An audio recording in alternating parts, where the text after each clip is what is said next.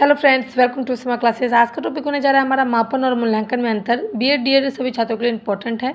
तो देखेंगे मापन का माप जो है वो संकरणीय एवं सीमित है, ठीक है। और इधर मूल्यांकन का क्षेत्र जो है वो क्या है, व्यापक है, ठीक है, यानी कि बड़ा है। अब देखेंगे दूसरा, मापन संख्यात्मक मान दर्शाता है। मापन यानी कि 1 लीटर 2 लीटर 4 लीटर ये सब हो गया, तो वो एक संख्यात्मक मान दर्शाता है। मूल्यांकन गुणात्मक, यानी कि 1 लीटर 2 लीटर दूध है वो तो ठीक है, उसके साथ साथ उसकी क्वालिटी कैसी है, इसका फैट कितना है, ये सब दर्शाता है, उसे मूल्यांकन कहेंगे। तीसरा है, मापन में कम समय लगता है, यानी कि अगर कोई चीज़ को जोड़ते हैं या फिर कोई चीज़, अगर हम दूध ही नापना होता है तो तुरंत नाप लेंगे, 1 बार 2 बार 3 बार ऐसे करके नाप लेंगे। लेकिन अगर मूल्यांकन में अधिक समय लगता है, क्यों? क्योंकि मूल्यांकन में नापना ही नहीं होता है, उसके हर एक चीज़ को जानना होता है, हर एक चीज़ को जानकर उसे दर्शाना होता है।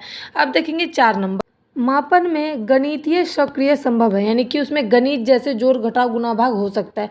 और मूल्यांकन में गणितीय सक्रिय संभव नहीं है, इसमें जोड़ घटाव नहीं किया जाता है और इसके जो गणितीय यानी कि उसके गुणों को देखा जाता है मूल्यांकन में। 5 नंबर है, मापन में कितने का उत्तर मिलता है, यानी कि कितना दूध हुआ, कितना पानी है, कितना पानी देना है, कितना चाशनी है, इसका जवाब मिलता है। और मूल्यांकन में वर्णनात्मक, यानी कि उसका वर्णन मिलता है। अगर आप खीर बना रहे हैं तो आपने 1 लीटर पानी दिया, उसके बाद 2 लीटर दूध दिया और 3 किलो चीनी दिया या 2 किलो चीनी दिया, तो उसके साफ साफ वर्णन किया हुआ मिलता है मूल्यांकन में, ठीक है।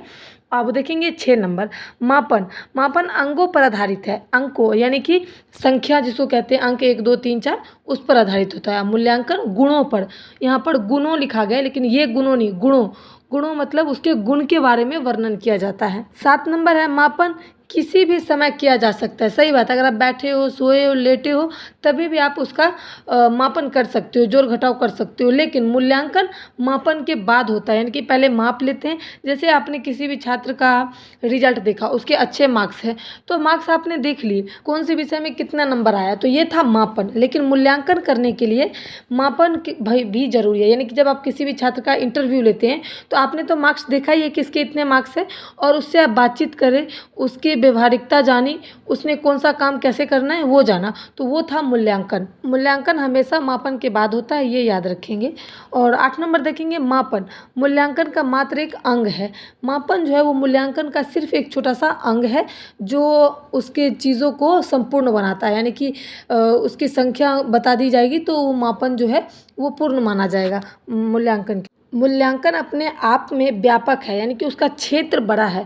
वो सिर्फ नापने जोखने से उसका काम नहीं चलता है, उसकी हर एक चीज़ का वर्णन, हर एक चीज़ की जानकारी होती है, और फिर जो फैसला होता है वो हमारा मूल्यांकन के अंतर्गत आता है। वही हमारा मूल्यांकन भी कहलाता है। डिसीजन जो लास्ट में निकलता है उसे मूल्यांकन कह सकते हैं।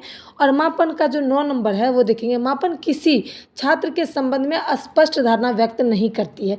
वो सिर्फ उसका नंबर ही दे सकती है कि आपके 20 नंबर आए तो 20 में से आपको 18 आया, बस वही बता सकता है। लेकिन मूल्यांकन वो क्या करते हैं कि नंबर देख के फिर उसका मूल्यांकन करते हैं। पहले मापन देख लेते हैं, इसका इतना नंबर आया, फिर उससे बातचीत करते हैं, उससे क्वेश्चन पूछते हैं, उसके बाद जो फैसला होता है वो हमारा स्पष्ट धारणा बताती है। कौन? मूल्यांकन साफ साफ शब्दों में बताती है कि इन्होंने फेल किया या पास किया, क्या किया क्या नहीं किया, तो वो हमारा हो जाता है मूल्यांकन, जिसको हम इंटरव्यू भी कह सकते हैं।